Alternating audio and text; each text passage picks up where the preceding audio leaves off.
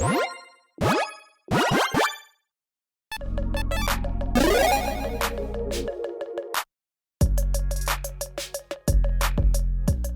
everyone, Mitch coming in from the Commander's Core Studio. Welcome to the show.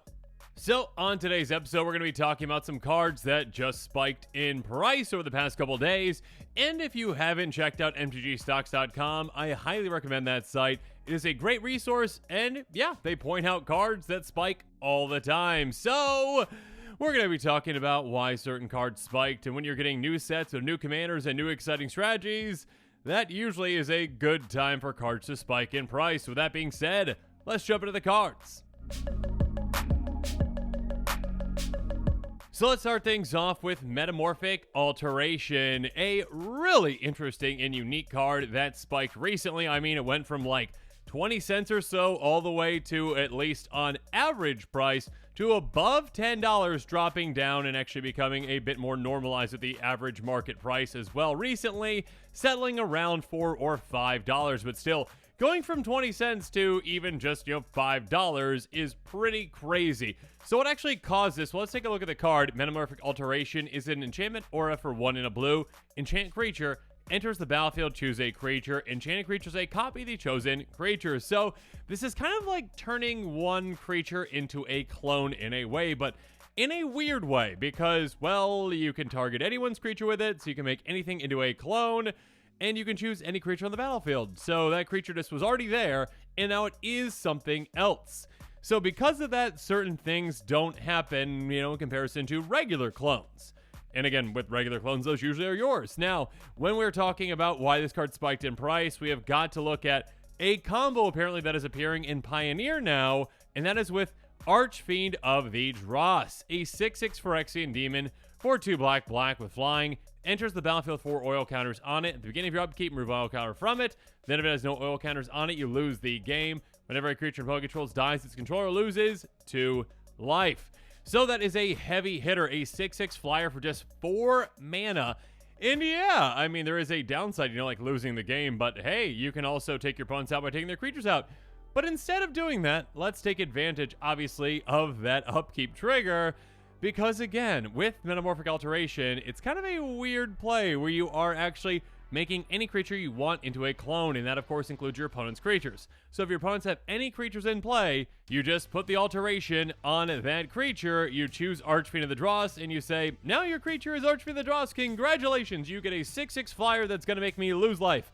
Or we get to your upkeep, and since it has no oil counters on it, they lose the game. Because, yeah, again, the Alteration is a very weird kind of clone effect where, again, you're not getting any ETBs or whatnot from it, essentially. So, yeah, they didn't get any oil counters on that creature, and therefore, they lose when it gets their upkeep. So that is why Metamorphic Alteration has been going up in price, apparently, because of this very strange combo that, again, is apparently seeing play in Pioneer right now. And, yeah, we'll see if it sees play in other formats as well. But now it's time to move on to a really heavy hitter. I mean, percentage-wise, the Alteration definitely took a bigger jump, a bigger leap, but money-wise, dollar sign-wise, Arachnogenesis, my goodness, this card's price exploded. Arachnogenesis is a instant for 2 and a green. It says, put X1/2 green spider creature tokens with reach onto the battlefield, where X is the number of creatures attacking you. Perennial combat damage will be dealt this turn by non-spider creatures. This card already was good. Already a very good card. A card that was around a little over $25. And it had never seen a reprint and still hasn't seen a reprint. What are you doing with that, Wizards? My goodness, why?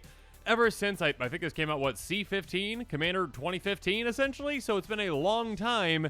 It's a very good card. Again, basically like a fog that also leaves you an army of spiders. So, and you might take some creatures out with that too. That being said, this card spiked all the way up to average price above $75 a couple days ago. The market price has actually been kind of, actually a bit slower in moving up. They're going to probably meet in the middle somewhere. Right now, the actual price is creeping up. The market price is $43.68. The average price is going down around $60 right now. they'll probably meet somewhere around 50 or so. Again, I'm actually not MTG Finance, but this handy-dandy site is pretty fantastic at showing you the trends, obviously. Now, the reason why Arachnogenesis spiked in price was, well, because there's this little commander called Shelob that just came out, and it is setting the Spider world on fire. Yeah, plenty of players out there now are all about Spider Tribal with this one because Shelob is a really heavy hitter, and this card, Arachnogenesis, is incredible in the deck. An 8/8 Spider Demon that costs 6 mana in Golgari, Death Touch Ward 2. Other spiders you control have Death Touch and Ward 2. On top of that, if your spiders take out creatures, you get a token copy of that creature except it's a food that you can sacrifice for life and lose other card types. So yeah, having instant army of spiders out of nowhere, blocking your opponent's creatures and surviving, that's pretty incredible. Especially since those spiders now are going to have Ward 2, so they're protected in some way. And also, of course, Death Touch, which means that every single one of those spiders is going to take out every single one of those creatures they are blocking. Unless, like, they have, Indestructible. But still, for the vast majority of the time, this is going to be like a 3-mana, create an army, board wipe with this commander. So yeah, this card that has never seen a reprint came out, what, like 8 years ago at this point? Yeah, is going from a $25 card to probably about a $50 card in absolutely no time. Say Arachnogenesis, a massive price spike. And the final card that I want to bring up that was in that article as well on MTGstocks.com is Heaven's Gate. A fantastically awful card for the vast majority of decks out there, and pretty much in any format. This is just an awful card. Instant for a single white mana, and essentially you make any number of target creatures white. Now, what that does in most formats is basically nothing. I mean, maybe sure, if you've got like protection from white, you could like block a creature or whatnot. That being said, this is incredible with a brand new commander. Now, as you'll notice on that actual chart, it looks like the average price did skyrocket a bit. Again, going from like $4 or so all the way up to $7. The market itself has not caught up yet, still at $4.20. So this one's more of like a, hey, it's probably going to be going up in price, but we shall see where it plays out. That being said, I probably should get to why this card actually is going up in price, at least average-wise, because King of the Oathbreakers is an incredible new commander, one that utilizes, well, cards like this in a very interesting way. A 3/3 Spirit Noble with flying that costs 4 mana in total in Orzhov that says whenever it or another spirit you control becomes a target of a spell, it phases out. Which means that, well, it goes away and you treat it as though it and anything attached to it don't exist. On top of that, whenever they phase in, you get a 1/1 tap spirit creature token with flying. And that includes all spirits that phase out and phase back in, essentially. So, hey, a 1-mana target everything spell like Heaven's Gate basically means save your entire team. Let's say, again, someone does a board wipe, you phase your team out. Cool, they're fine. And then also double up your army. So this is a 1-mana, save your team, double up your army spell. So yeah, although it does basically nothing for you, it does everything for you, if you see what I'm saying here. So yeah, this card again, it really depends on the popularity of this brand new commander. I don't think King of the Oathbreaker is going to be as popular as, say, Shelob, but it's still, I think, going to be a pretty popular commander. So we shall see where that price adds up. And yeah, this card is a very, very old card. I believe that's from Legends, and I don't think it's seen a reprint in a very, very, very, very, very long time. So if King of the Oathbreaker starts taking off, this card's price probably will as well. And with that, this episode is coming to a close, so let me know what your thoughts are on it in the comments below. And of course, as always, thanks again, and have a good one.